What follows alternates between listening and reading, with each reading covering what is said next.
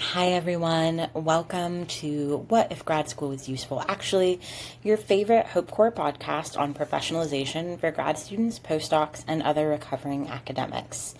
We are finally in August. I am not really sure how that happened, but here we are. And many of us are starting or returning to school at the end of the month or sometime in September. So I wanted to take a little departure from our usual content and talk about starting grad school. Now, I know that a lot of people encounter this podcast or the types of discussions that this podcast is having about professionalization and applying your academic skills in non-academic areas near the end of their program. But one of the things that I am very passionate about is making sure that people have those conversations when they start or even when they are thinking about going to grad school. So in my last role where I worked for an institution in graduate student professionalization, this is one of the things if I was asked to talk at a recruitment weekend that I would share. This is one of the orientation talks that I would give, or part of it rather, because we're going to go into some other things as well. But I wanted to share some stuff for folks who are going into grad school. First of all, I am so excited for you. I am so excited for the time that you're about to have. I wish you nothing but joy in this process. I hope that you have the best time and it exceeds your expectations. And if it doesn't, if you have questions, you know you can always come here. Yes, we can talk about professionalization, but learning how to troubleshoot sticky situations is a professional skill. So if you ever have a question about that, you know you can bring that here. Or at least you know now that you can bring that here. So how do we relate starting grad school to what happens at the end of grad school, to looking for jobs, especially when we're thinking about looking for non-academic jobs? Well, if you remember, if you go way back to when we started this podcast in April, feels like a minute ago, we did an episode explaining the name. What if grad school was useful, actually? Now, that's a name that I picked because I said it to my best friends who were in my PhD program, and it made them laugh really hard. So I partly picked it because it's a little funny, it's a little tongue-in-cheek, but I picked it because it comes from the heart, because I truly believe that you gain so many skills in grad school that have many uses, but the gap is that we often don't know how to talk about them. And the gap on the institution side is that your professors usually do not know how to talk about them. Once in a blue moon, there's an exception. But overwhelmingly, the professors who are guiding graduate students are people who have been in this career their entire adult lives. They don't have the experience outside of the academy to help you translate those skills. And then you go to the career center and they're not entirely sure what grad programs do and what skills they cultivate.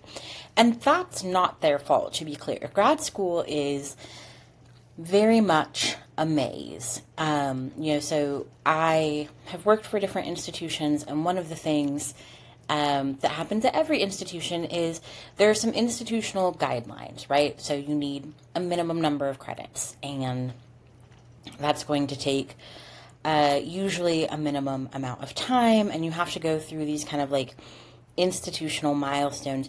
But above that minimum, programs implement them very differently. Even programs in the same college can implement those very differently. And so especially when you go to a large research university, which are the schools that offer PhDs and offer many master's programs, right?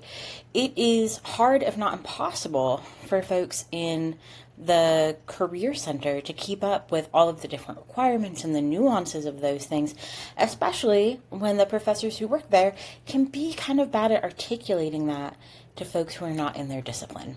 Now, none of that is your fault as a graduate student, but it certainly affects you. So what does this have to do with anything? Well, we want to start cultivating your skill set. We want to start listing your skills. We want to start identifying your skills as early as you can in the process. Now, for those of you who are listening to this and you're going on the job market yesterday and you're thinking, no, I'm too late. You're not too late. I think it was just the last podcast when I said that you can do this in a week. You can do this in a day if you really have to. But the earlier we start is easier on us. Not better, but easier on us. So we want to do that.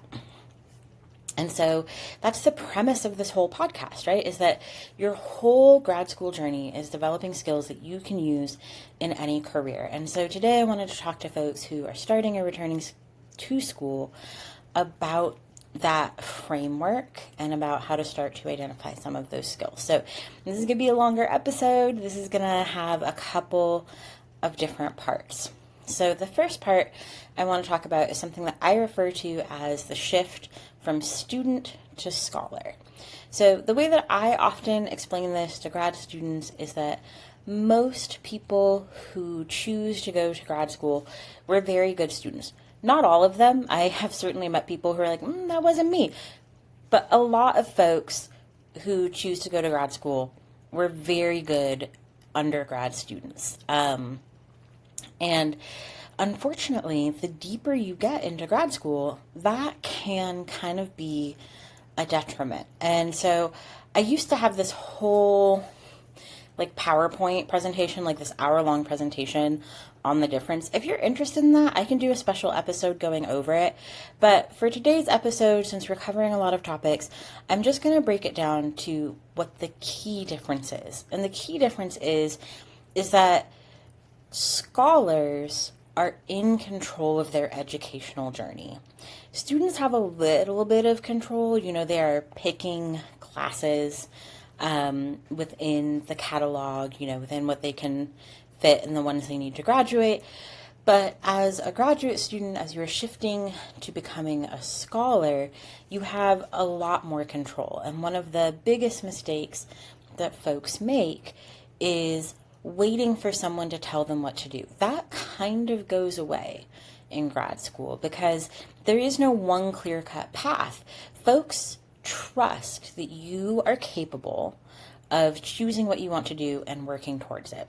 Now, I have an anecdote about this, which is years ago, I was doing some customer discovery and I wanted to do interviews with grad students and I wanted to do interviews with faculty about kind of where the gaps in the process were for supporting graduate students. So I interviewed, I think, over 20 graduate students. I did not interview as many faculty, but the faculty that I did interview were the faculty who would have won repeated awards for their exceptional support of graduate students. So I interviewed the best of the best at the institution I was at the time. So when I asked graduate students, where do you feel the biggest lack of support? Graduate students unanimously said, at transitions. No one teaches you how to transition from the somewhat rigid schedule of coursework to the not at all rigid schedule of putting together your prospectus, to the even more loosey-goosey schedule of dissertation writing. No one really teaches you how to take your exams. They tell you what their requirements are, and that's it. They don't tell you how to study for them. They don't tell you what a good result is or why you're even doing it. So it was all of these transition points in a typical PhD program. And while there are more transition points in a PhD program, many of these exist in a master's program as well. If you are in a comprehensive exams program, often departments just kind of give you what the structure of the exams is and tell you to figure it out. If you are in a thesis writing program, there's varying levels of guidance, but no one is just like, oh, hey, here is how to write a 40 to 150 page paper. So it's those transition points in grad school that students said they really struggled with and really slowed them down. So I interviewed these faculty, right? These faculty who are the best of the best at supporting their grad students. And I said, where do you see students slow down? Where do they struggle? And every single one of them said, transitions. I don't know why, but my students really seem to struggle at the transitions. And I said, do you tell them how to transition? Do you tell them what's expected at the next stage and best practices and things like that? And they're like, no. Because they have done it so many times that they forget that you don't know what you know. And that's not on you as a student per se. That is just a thing to know about this process. So there's this kind of gap in terms of like how we transition and how we cultivate these skills throughout this process. And filling that gap often comes down to you being in control, because if you are just waiting for someone to tell you how to make that transition, you will not make progress. And I have seen this. I have seen incredibly talented researchers and writers and teachers who were in grad school for over a decade because nobody explained to them that they were now in control. They kept waiting for their committee or their major professor to tell them how to transition. And because that was not on the radar of the major professor at all, and because we don't know what we don't know, so they didn't know what to ask for, they were in this kind of weird limbo. And so the way to kind of bridge that gap is when you start to see yourself as a scholar, you are forging a path, right? You are in control of your research. So again, there's going to be some required classes in your program for sure. But even what you do with those required classes, you have the power to shape. So I was a bit of an oddball case. I was forced to take a gap year between my master's and my PhD because I did not get into any PhD programs the first time because I did not know what I was doing. And in that year off, I was lucky to be I stayed in the town where I did my master's, so I still had access to that library and to kind of like all of these scholarly resources and scholarly events. And I used that year to really craft what I wanted my dissertation to research to be and how I wanted it to look. And so when I applied the next year, I did get in because I had a much better proposal. What's odd about that is that a lot of people go in with kind of a general idea and not a specific idea. I had a very specific idea of what I wanted to do my dissertation on, down to the fact that, I knew I wanted to do an interdisciplinary dissertation. I knew that I wanted it to involve communication and political science and media studies, and rhetoric. I wanted it to have all of these different pieces. I also knew from some experience in my master's, I didn't love doing interviews. I didn't like getting the IRB approval to do interviews.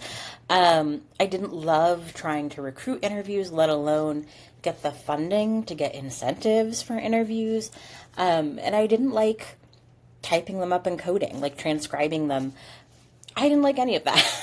And so when I say I was specific, I mean, I knew that I was not going to talk to people, that I knew I was going to either do something in literature or something in history to avoid talking to people at all costs, which does make it a little funny that now I talk to people in my spare time via the podcast, but I don't have to do IRB approval for that, so it's a different ballgame. So I went in very specifically knowing what I wanted to do, and because of that, I was able to choose my path a little bit better. So even in required courses, so my PhD was in American Studies, so required courses, everyone had to take the intro seminars, which at my institution were 601 and 602.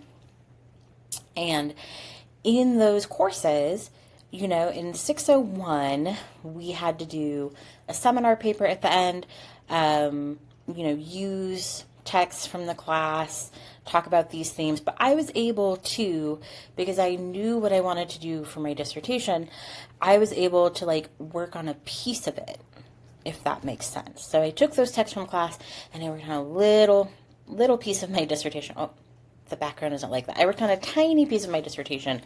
And then in 602, the professor who taught that was very, his view on the final project is you tell me what you want to do, make it something useful for your career. I will grade you and give you feedback. So people did all kinds of things. What I wanted to do is I wanted to work on a draft of an article related to my dissertation, right? So that's what I did. And I kind of did that in all of my classes. I was in the humanities. Most of my seminars had a seminar paper as the deliverable at the end. And I used those seminar papers to investigate ideas related to my dissertation. Some of them were dead ends, right? Some of them I was just like, oh, this isn't what I thought, or, this didn't, whatever. It was a dead end. But I knew that because I worked on it when I was in my seminar. So when I went into my dissertation, I was able to, say, oh, already thought about that, cross that off the list, etc. So, again, I was a weird case because many people are not that specific when they start. They have kind of a general interest or a general field of interest, but haven't narrowed down a research topic yet. So if that's you, do not feel bad, right? But still, the idea is not you are learning in a class to get A's. The idea is you are collaborating with your professor and your colleagues, your classmates, on shaping your research trajectory. So I hope that makes sense. So, the purpose of coursework is to network with people in your field, so your classmates, your professor, any guest lecturers that you have, and to get the basics of your field, of course, and to try things out before you get to your thesis or dissertation stage so that you know what does and doesn't work by the time that you get there. So, whereas as a student in an undergraduate class, you read maybe, or I'm going to say read because I was in the humanities for a good part of undergrad too, but you do the homework, and you're tested on it and you pass, right? That is not what graduate classes are for. And I hope that you're getting the sense of how in undergrad, it's a little bit more passive, if that makes sense, or not passive, receptive. The instructor lays out the syllabus and they structure things in the way that they think that you will learn it best. And then you complete exercises and assessments to ensure that you have learned it, or to show where you need to learn more, right? In graduate school, that's not so much the case. The professor, again, is going to assign texts. There may be some optional texts. I took a lot of classes where there were optional texts, and they're going to have some assignments, but it could be like my 602 class. It could be you tell me what you want the assignment to be.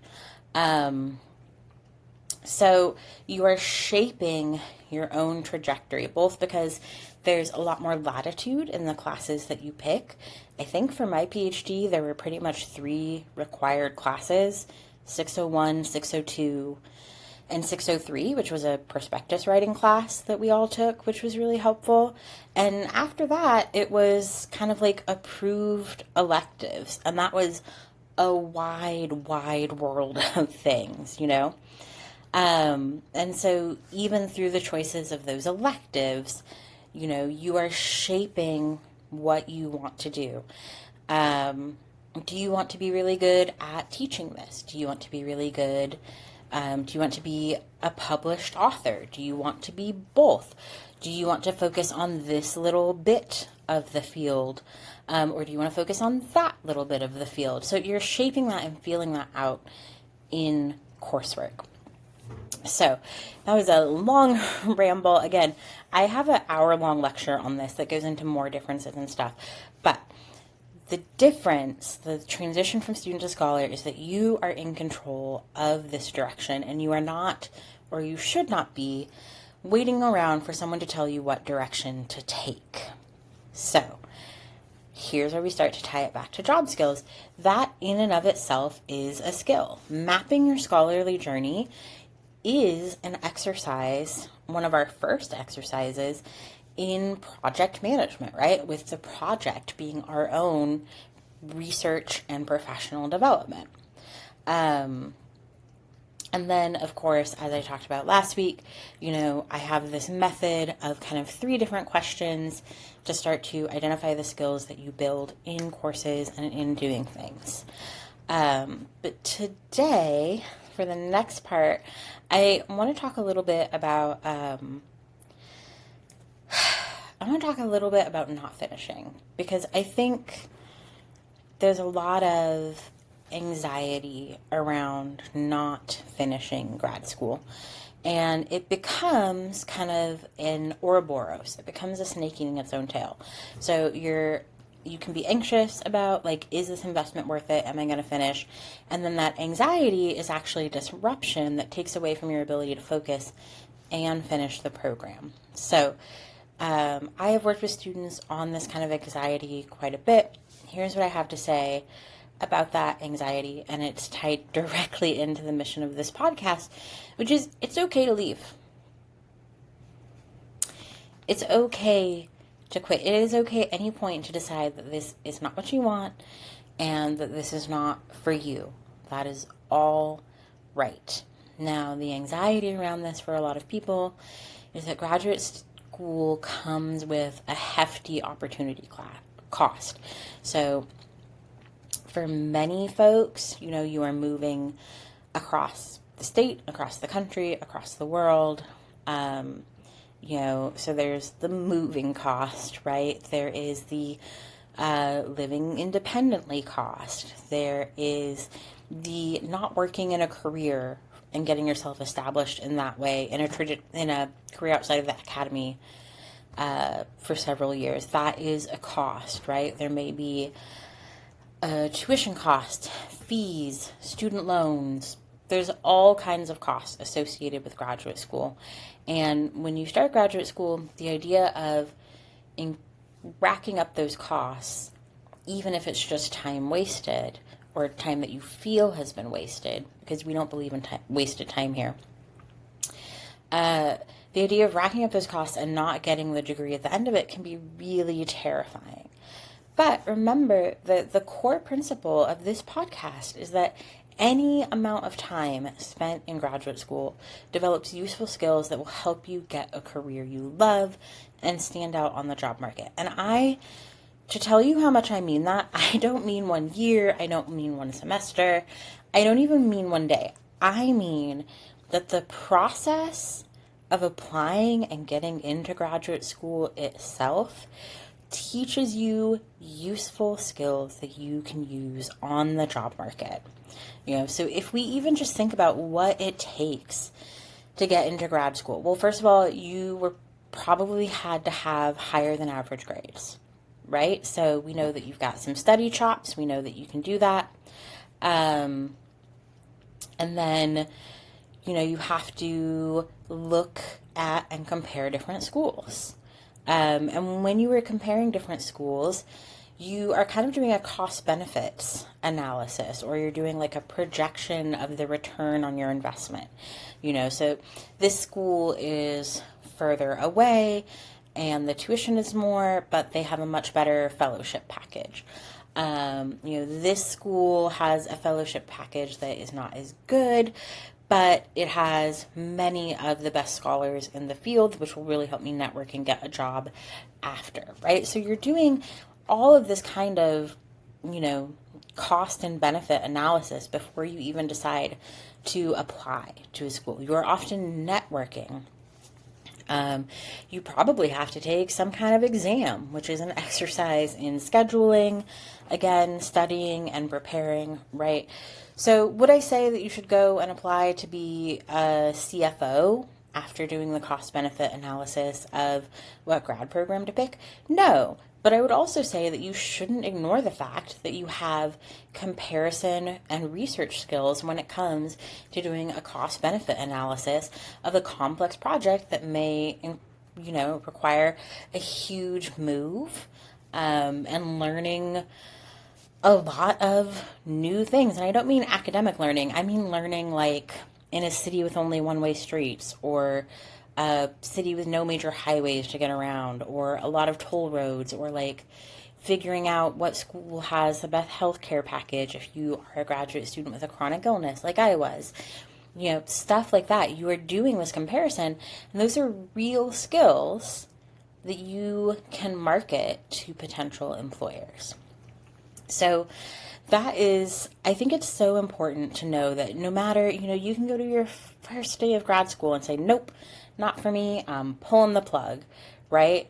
And you still haven't wasted your time. You've still cultivated skills that will help you get a job, including the skill of setting a good boundary, and knowing how to disengage from a program, because not every project goes well all the time, and sometimes you have to know how to pull the plug with grace and efficiency. That too is a skill that you can use in the corporate world.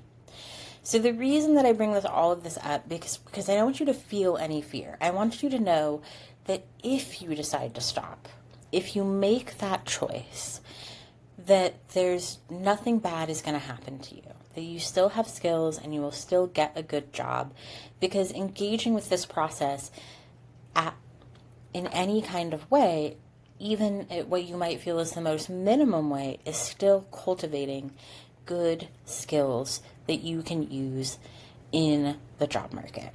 So, fear, it prevents us from learning. That's a real neuroscience fact. We have a hard time in learning. So if we're afraid that we're not going to make it, we're actually kind of creating a self-fulfilling prophecy, because that fear is stopping us from learning. And so to the extent that I can, I want to take away that fear from you by saying that you are going to be okay, because however you engage with this process, if you quit on day one, or even if you get the offer and decide not to do it, you have still developed useful skills that will help you get a job that you love. Okay, I'm going to tuck my soapbox away now. I had one other thing to say to you, but in true ADHD fashion, I've forgotten what it is. So let's take a little sip of coffee and see if we can remember it together.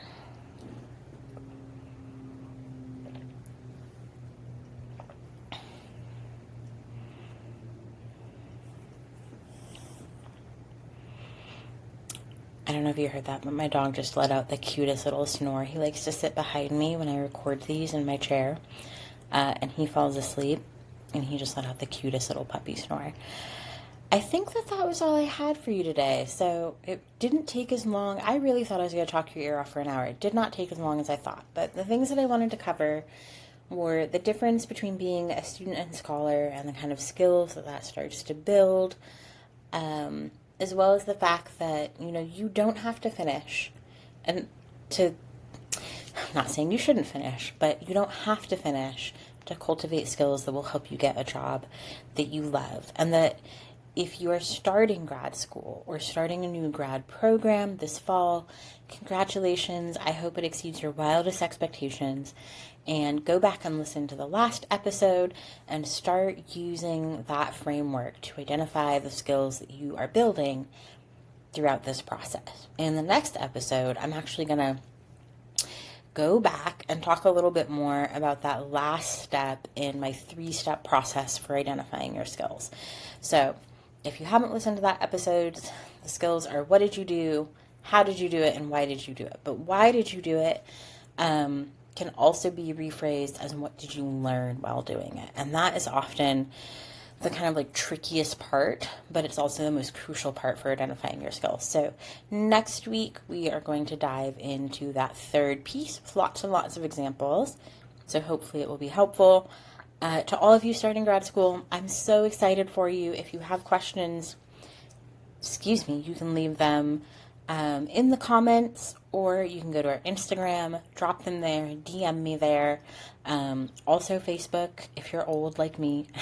But those are the places you can find us. Let us know what you would like to hear, and who we should invite on to be our guest after the summer wraps up and we start having guests again. All right, have a good one. Bye.